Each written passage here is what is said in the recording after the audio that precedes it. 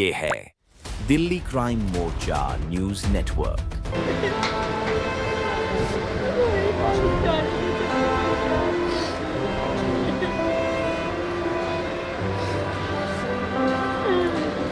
अपराधियों का जो खौफ बढ़ता जा रहा है उसको देखते हुए दिल्ली पुलिस का ये एक्शन जरूरी था और पुलिस ने एक्शन लेते हुए हम कहीं यूपी पुलिस की तर्ज पर कर एनकाउंटर किया और उसके बाद आरोपी जो है पकड़ा गया। अभी और भी आरोपी किसमें तलाश बाकी है। गोविंद झा है, वो एक डिलीवरी बॉय का काम करता है स्विगी में। तो वो अपना ऑर्डर लेके जा रहा था। तो जांच में ये पता चला है कि जो दोनों हमारे अभियुक्त हैं, प्रेम इलियास हिमांशु और रोहित इलियास नोडी, तो उसने अपना सामान डिलीवर करने के लिए रास्ता पूछा था। तो रास्ता पूछने के दौरान ही आपस में कहा सुनी है। तो इसी दौरान जो गोविंद झा था उसको चाकू मार दिया। दिल्ली में एक समाज में अपराध के लिए कोई जगह नहीं है। महज बाइक टच हो जाने के कारण और रास्ता पूछने के बाद बहस होने के कारण हुए थे।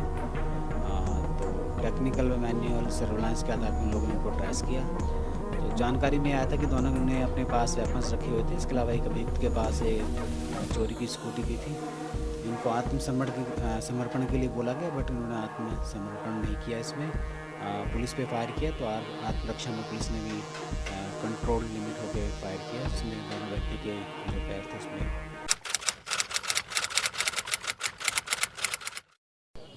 नमस्कार, जय हिंद। आप देख रहे हैं दिल्ली क्राइम मोर्चा।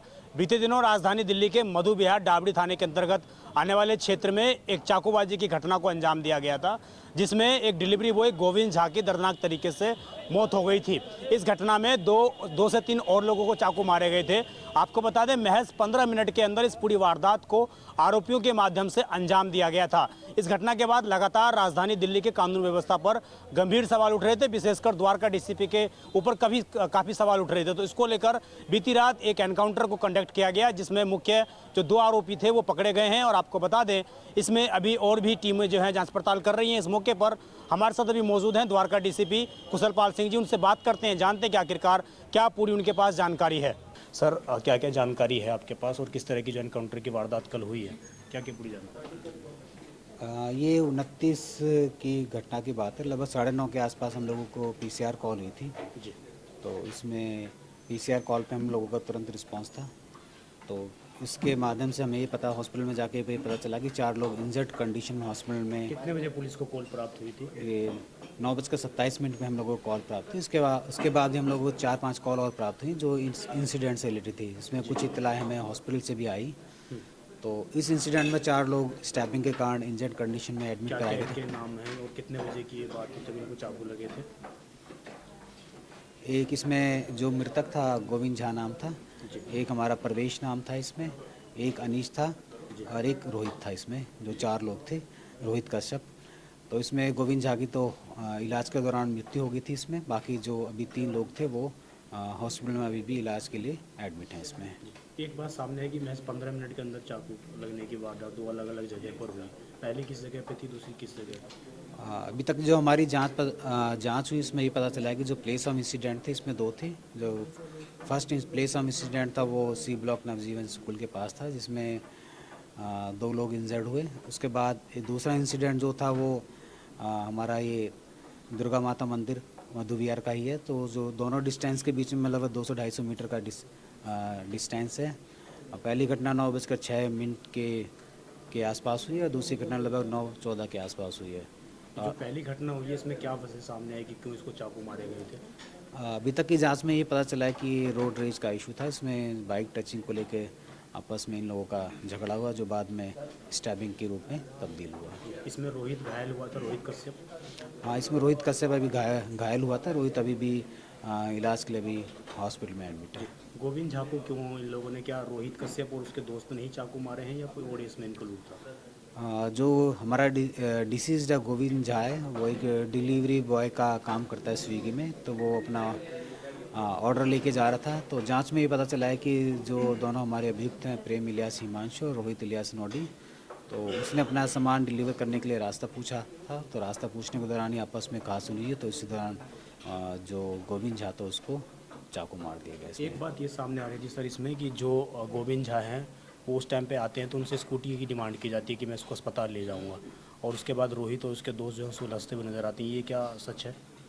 नहीं, अभी तक जांच में ये पता चला है कि क्योंकि चाकू मारने के बाद ये जो अभियुक्त थे वहाँ से चले गए थे और जो आसपास के जो लोग थे उन्होंने गोविंद झा को इंजर्ड कंडीशन में देखा, तो वो उसकी इंजर्ड कंडीशन में देखने के बाद जो हमारे गुड सैमरिटन्स थे वहाँ पे उसको तुरंत ही हॉस्पिटल लेके चले गए उसमें साथ में। कल जो एनकाउंटर हुआ है तो इसमें कितने लोग पकड़े गए हैं और कितने बजे की पूरी आपको कॉल मिलेगी इस तरीके से अपराधी यहाँ पर आ रहे हैं? कल ये रात के इंसिडेंट है। इसमें जो हमारे मुख्य अभियुक्त थे प्रेम इलियास हिमांशु और दूसरा जो रोहित इलियास नोडी, इसमें हमारे मुख्य सस्पेक्ट थे। तो हमारी जो दो टीम थी उसमें एक तो हमारे इंस्पेक्टर मनीष यादव की टीम थी, दूसरे हमारे इंस्पेक्टर कमलेश कुमार मीणा की टीम थी। दोनों को टास्किंग कर रखी थी, ये जो भी सस्पेक्ट थे उनके पीछे पड़े हुए थे। तो टेक्निकल मैनुअल सर्वेलांस के आधार पर इन लोगों ने इनको ट्रेस किया।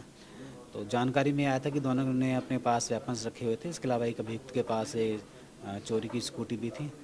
इनको समर्पण के लिए बोला गया, बट इन्होंने आत्मसमर्पण नहीं किया। इसमें पुलिस पे फायर किया, तो आत्मरक्षा में पुलिस ने भी कंट्रोल लिमिट होकर फायर किया, जिसमें दोनों व्यक्ति के जो पैर थे उसमें।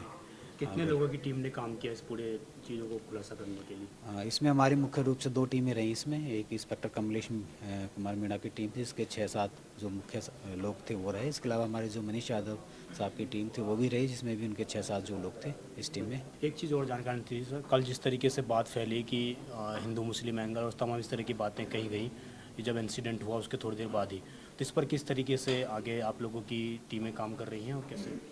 हाँ, ये देखा गया कि जो एंटी सोशल एलिमेंट्स हैं, सोशल मीडिया का प्रयोग दुष्प्रचार व समाज में मनमुटाव पैदा करने के लिए करते रहते हैं। इसमें तो सोशल मीडिया पे हम रेगुलर मॉनिटरिंग करते हैं। हमारा सोशल मीडिया मॉनिटरिंग टीम है, वो उस पर रखती है। और सोशल मीडिया पे कोई भी ऐसा कंटेंट दिखाई देता है जो आपसी मनमुटाव को बढ़ाता है या सौहार्द के माहौल को ख़राब करने की कोशिश करता है, तो हम उसमें प्रॉपरली लीगल एक्शन लेते हैं। अभी तक हमने लगभग 300 से ऊपर तक की ऐसी मीडिया पोस्ट हमने टेक डाउन कराई है पिछले लगभग 15 दिन के अंदर।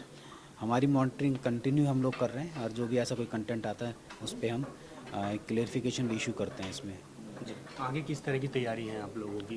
क्योंकि जी हमारी तैयारी पूरी है। हमारा अभी तक हमने कई अरेंजमेंट्स दिए हैं। इसमें ईद का अरेंजमेंट था, उसके बाद रामनवमी का था, अभी हनुमान जयंती है, उसका भी अरेंजमेंट हमने प्रॉपरली लगा रखा है। हमारी जितने भी ऑर्गेनाइजर्स हैं उनके साथ हमारी मीटिंग हो चुकी है, और हमने अपना प्रॉपरली डिप्लॉयमेंट कर रखा है, कोऑर्डिनेशन प्रॉपरली। और जितने भी फंक्शंस हो चुके हैं या कार्यक्रम हुए हैं, तो उसकी तरह भी हमारा जो हनुमान जयंती या जो आने वाले कार्यक्रम वो भी शांतिपूर्ण तरीके से दिल्ली पुलिस के अपराधियों को क्या अंतिम चेतावनी आप देना चाहेंगे? मैं बस यही कहना चाहूँगा कि दिल्ली में एक समाज में अपराध के लिए कोई जगह नहीं है, तो उसके लिए जो भी वैधानिक प्रक्रिया उसका पालन किया जाएगा, और जो वैधानिक प्रक्रिया के तहत ही जो सख्त से सख्त कदम है वो लिया जाएगा। तो आपने देखा किस प्रकार डीसीपी कुशलपाल सिंह जी ने बताया कि किस प्रकार जो टीमें हैं वो गठित की गई थी, लगातार जांच पड़ताल की जा रही थी, और उसके बाद इन लोगों को रोका गया। इन लोग नहीं रुके, उसके बाद एनकाउंटर की घटना को अंजाम दिया गया। अब दिल्ली पुलिस ने बताया है कि इसमें भी और भी आरोपी सस्पेक्ट हैं। उन्होंने तमाम सवालों का जवाब दिया कि जो आरोप लग रहे थे फैमिली की ओर से कि अस्पताल के अंदर अच्छे से ट्रीटमेंट नहीं दिया गया, उस पर भी उन्होंने खुलकर बोला, और ये भी बताया कि आने वाले समय में इस पूरे घटनाक्रम में और भी अपराधियों को पकड़ा जाएगा।